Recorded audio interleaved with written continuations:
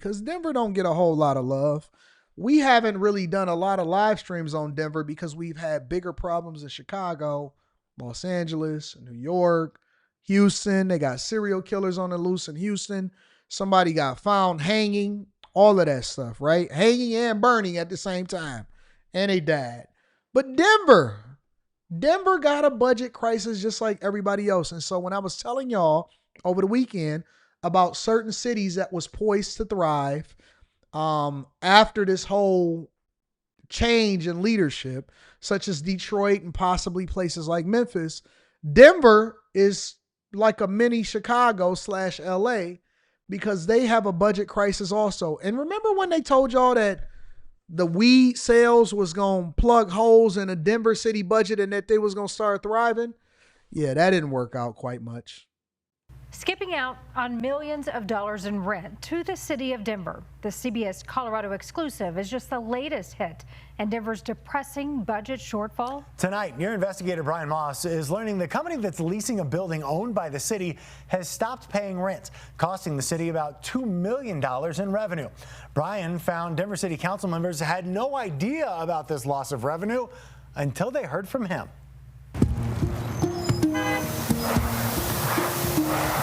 The Denver Post building at Colfax and Broadway was built nearly 20 years ago. Then last year, the city of Denver bought the 303,000 square foot building for almost $89 million, saying it would be needed for courtrooms in the future. Denver City Council got to get the government out of being in business like they're a real estate developer, because first of all, I don't know who pitching these deals to these cities, but it's so stupid because they don't know what they're doing. Cities be buying up real estate and stuff like that instead of working with developers and other companies to then get in business with the city itself. What they decide they want to do is that they want to be a landlord. And so they spend $90 million buying a building, which they already in debt. Now, remember, all of these cities got a credit rating. So the cities that are ran by these liberals are basically going into debt and they can't pay for their stuff. And so they out here acting like a landlord and as an investor, and really all they doing is putting themselves even further in debt. So then they come back to you guys and they say, well, listen, guys, our budget is messed up. Because if you're a business owner, let's say me as a person that is doing side quests as a developer, right? Let's say me, I'm doing side quests as a developer, and I decide that I want to over leverage myself, borrow some money, and then I want to go and make some investments that don't pay off. And so I go and I build this property, and then I got some money that I'm owed to the mortgage company as well as to all of the other investors or whatever, and the hard money loans. And I say, okay, well, I couldn't get the property sold, so I'm gonna lease it out. And then I'm going to lease it out at too much money that somebody can't afford. And then what happens after that is, because they can't afford it, what I'm going to do is I'm going to go to the taxpayers and I'm going to ask them for some more money in the form of higher taxes, in the form of higher property taxes, in the form of a bag tax, similar to what's happening in Chicago. That's basically what's happening in Chicago. They're saying, oh man, we got pension obligations, we got police departments, we got debt that we got to pay for. The interest on the debt is higher, so we paying more. So what we going to do is we going to go to the well. We going to go to more rich people. They need to pay their fair share. Not that you need to manage your budget more effectively. Not that you need to become a better partner with the business community. Not that you need to create an environment that has more jobs so that it creates more income and you pay more taxes through your property taxes and then money that's being spent and circulated throughout the economy. Not none of that. We just need to have rich people pay their fair share, which then trickles down into poor people paying more, or not even poor, the middle class paying more, so that the rich people get up out of there and they're not going to pay it. And so what you see is these cities deciding that they want to become landlords, and it's going to cost taxpayers. And Denver is already millions in a budget deficit. Let me see something. I'll pull it up specifically right now.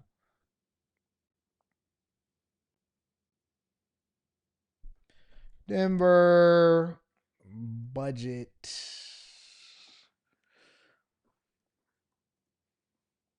What was Denver's budget deficit? Yep.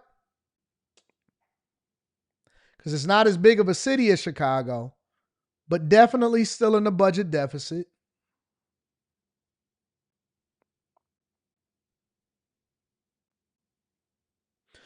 Denver is currently addressing a projected $200 million budget deficit for 2026 by implementing measures. Now, again, I want to make sure that y'all understand what's happening. By implementing measures such as layoffs, furloughs, budget cuts. The shortfall is attributed to factors including increased city employee costs, stagnant sales tax revenue, and when these cities project budget deficits, remember when Chicago was projecting 1.15 billion and then somehow it ballooned up to 1.5 billion, is because they're literally undercutting the amount that they're going to, or they're overstating the amount that they're going to take in taxes with sales tax and revenue and all of this stuff. So they usually revise upwards, right? Significant spending on migrant and homeless services.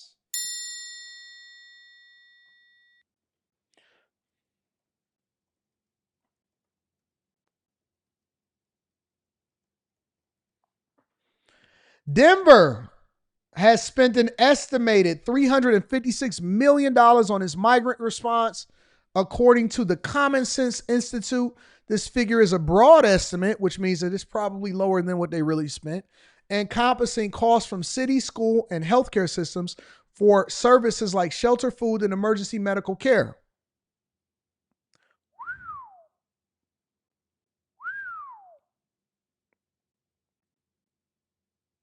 Mm, mm, mm.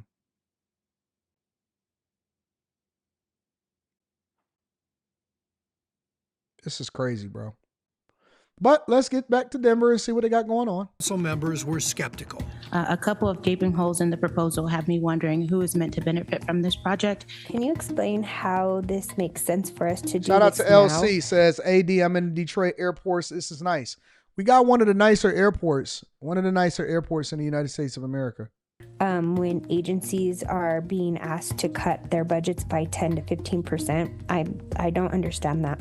But the city's director of real estate said the city would make nearly $8 million in rent every year from tenants in the building, offsetting the city's financing of the property. Just a reminder, this is going to be general fund neutral, and the revenue coming in from the Denver Post through 2029. So that is what makes this a neutral situation through 2029. And now, a bad outcome for the city. The master leaseholder for the building, the Denver Post Media Network, was paying the city $650,000 each month in rent. We've learned they stopped paying rent in August, and now with late fees, they're behind by about $2 million. It is a large amount of income to the And guess who's going to eat that? You. You're going to be the one to eat that cost. You're going to be the one to eat the cost. city, and if we cannot recover that, You're going to we eat will the have to cake, turn around Anime. and find more budget cuts. Sarah Parody was one of four. Hold on, let me play you what she said again. And now with late fees, they're behind by about $2 million. It is a large amount of income to the city, and if we cannot recover that, we will have to turn around and find more budget cuts. Sarah Parody was one of four Denver council members who voted against buying the building. And now she says the city should have done more due diligence on the building's leaseholder. She says she had no idea of the massive loss of rent income until she heard from us. If you're asking if you think that city council should be aware if an income stream of $700,000 a month stops coming in during a time of budget crisis when we just laid off about $10 million worth of employees, the answer is yes, I absolutely. So remember this, y'all.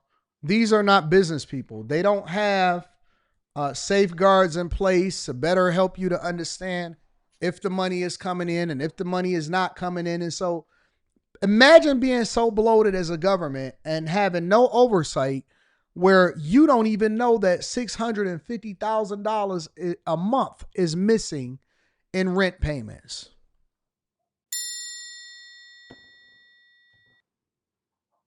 Oh, of all of the tenants that I know if people be behind for a day for $2,300, I know all of that. Anton, you make the, yeah, I know, but I feel you. And they know that I know. And so they reach out to me ahead of time. Hey, listen, the first falls on a weekend. And so I'm, give me if it's okay. Oh, don't worry about it. But I know it. I know it. I may not bother you. I may not call you. And I expect for you to be an adult about the situation. But don't think that I'm not noticing. I pay big attention. I don't care if it's $600. I don't care if it's $60. I know it. I notice it. You notice it when somebody owe you money, don't y'all? All of y'all, if somebody owe y'all some money, if you lend them out, but then you see them out there on Instagram and shopping with the big bags, hey, we out here getting it. You see them get a new car, but they still owe you $500. Hey, so I see you when shopping. How's that working out for you? Hey, listen, and then you got to make it awkward, right? Now it's going to be awkward like you the one that borrowed the money. Hey, listen, did you ever plan on hit me off? Because, listen, they know that they loaned you loaned them some money. Now they got to make it awkward. Hey, listen, what we doing? Now I got to sit here and come to you like I'm desperate, and I'm not desperate, but I want my money. I got to come to you and ask you like you don't know that you owe me some money.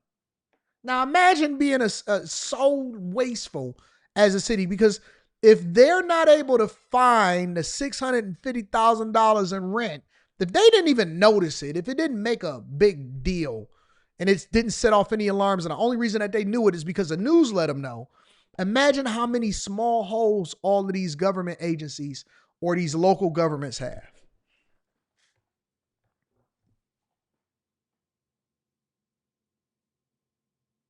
Imagine all of these government bro. I'm telling you, I would dare to bet that most major cities in the United States of America, not the small ones, but the major ones, lose millions in leakage every single year, and they don't even know it. They don't even know it. They get overcharged by contractors because they know it's a city. All of that. I'm telling you, bro. I think I should get that information from internal, not from a reporter on the outside. We obtained this notice under the Colorado Open Records Act from the city to the Denver Post Media Network, saying the leaseholder was in default starting in August, and they've not made any payments since. With the city estimating a $200 million budget shortfall next year, this is an unexpected and significant hit for the city. Before you told me about it, I wasn't aware that the lease payments weren't being paid. City Council member Kevin Flynn voted for the purchase. It looked like a very good deal, as long as the payments are being made. He too says he wishes the Johnston administration had told City Council that rent payments had stopped. I have to say, I wish I had known by now. So why did the Denver Post parent company stop paying rent? Their attorneys did not respond to emails from CBS.